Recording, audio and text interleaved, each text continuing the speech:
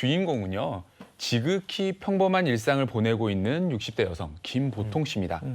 네, 아침을 모닝커피로 시작하는 김보통 씨는요. 상쾌하게 아침마다 샤워를 한 후에 커피포트에 이 물을 끓여서 커피 한 잔의 여유를 즐긴 다음 출근길을 나서게 됩니다.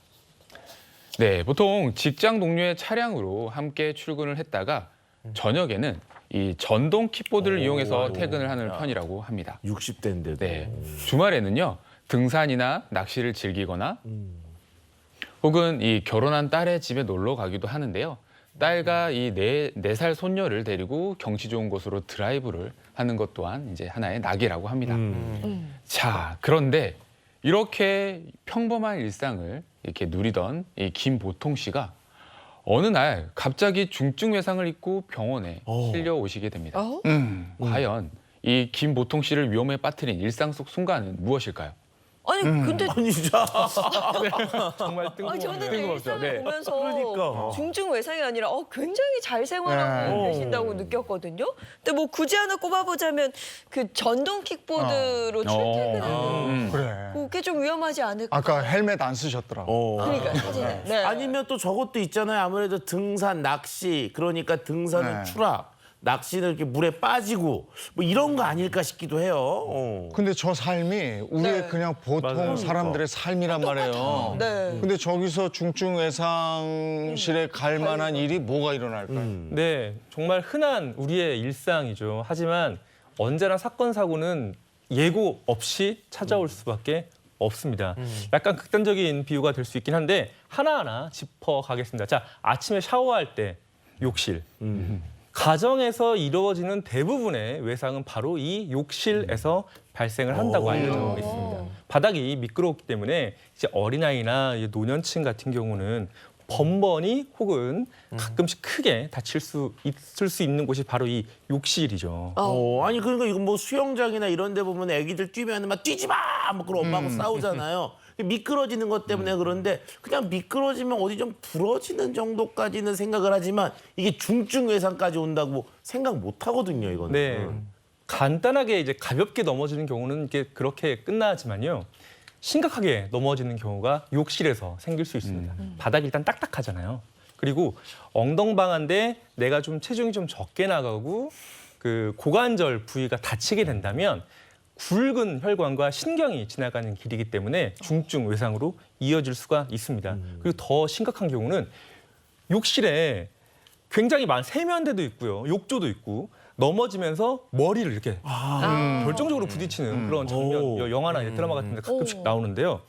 머리를 부딪히게 되면 머리가 이제 찢어지면서 열상뿐 아니라 뇌출혈까지 이어지는 경우가 실제로 있기 때문에 주의를 하셔야 되는데 여기서 돌발 퀴즈 하나 잠깐 드리겠습니다. 네.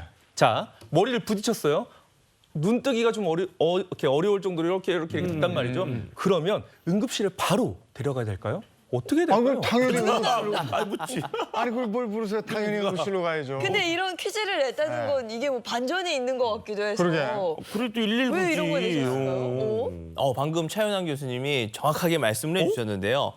우리 대부분 사람들이 다치고 나면 빨리 병원을 가야지라는 생각에 본인의 이제 자차로 이제 가족이 같이 움직인다거나 택시를 불러서 이제 타고 빨리 이제 응급실에 가야지 이런 생각들을 하십니다. 근데 이게 진짜 위험한 행위일 수가 있는 게 왜냐하면 가는 도중에 어떤 사건이 일어날 수 있잖아요. 그렇지. 순식간에 뭐 갑자기 의식을 잃는다거나 호흡을 멈춘다거나 응급 상황이 발생했을 때 옆에서 해줄 수 있는 게 없으니까 이런 식으로 갑자기 응급실로 이동한다라는 건 진짜 좋지 못한 선택이시고요. 만약에 이런 사고가 발생이 됐고 뭔가 환자가 조금 의식이 좋지 못한다거나 뭐 심하게 갑자기 구토를 한다거나 머리가 너무 아프다고 한다 이러면 반드시 119를 불러서 그쪽 이제 119의 도움을 받으면서 이후에 전문가와 같이 응급실로 가시는 게 가장 안전한 방법이 되겠습니다. 그렇지 이제- 않고 그러니까 응급실을 가지 말라는 게 아니고 전문가의 도움을 받으면서 이송을 해야 된다. 이제 그런 얘기군요, 이게. 네. 그래서 네. 119를 부를 때 침착하게 기다리는 게 굉장히 중요한데요. 환자를 바로 눕혀가지고 편안하게 호흡을 할 수 있는 자세를 유지를 시키고 그리고 경추 손상이 있을 수 있기 때문에 함부로 들거나 부축하는 것도 삼가시는 게 필요합니다. 이게- 그리고 더 나아가서 이럴 때 어떻게 대처를 해야 되는지 허윤정 선생님이 또 한 말씀 해주시겠어요? 네, 이런 환자들이 구토를 하는 경우가 많은데요. 네. 구토를 하는 이유는 뇌출혈이 생기면서 두개골 안에서 대뇌가 압박을 당해서 그렇게 되는 건데 이 의식이 흐려진 상태에서 환자가 구토를 하게 되면 이게 기도로 넘어갈 수가 있고 그러면 호흡을 막아버리거나 아니면 폐렴으로 이어질 수 있기 때문에 환자의 고개를 옆으로 살짝 돌려서 토사물이 바깥쪽으로 흘러나올 수 있게 도와주셔야 합니다. 네. 아니 그런데 뇌출혈 환자 같은 경우에는 뭐 구토를 하기도 한다던데 그게 맞나요, 선생님?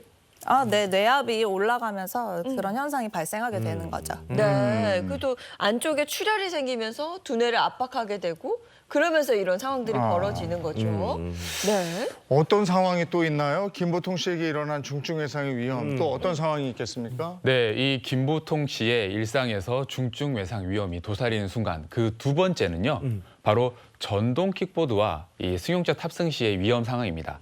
실제 2021년 기준으로 했을 때 5년간 이 도로교통공단 교통사고 분석 시스템 자료 중에서 개인 이동 수단에 따른 이 사고를 한번 분석을 해봤어요. 그랬더니 김보통 씨가 저녁 퇴근길에 전동 킥보드를 사용한다고 했잖아요. 이 전동 킥보드의 치사율 또한 1.08%로 굉장히 높다고 합니다. 네. 그만큼 사실 위험도가 있기 때문에 헬멧 사용을 꼭 하셨으면 좋겠습니다.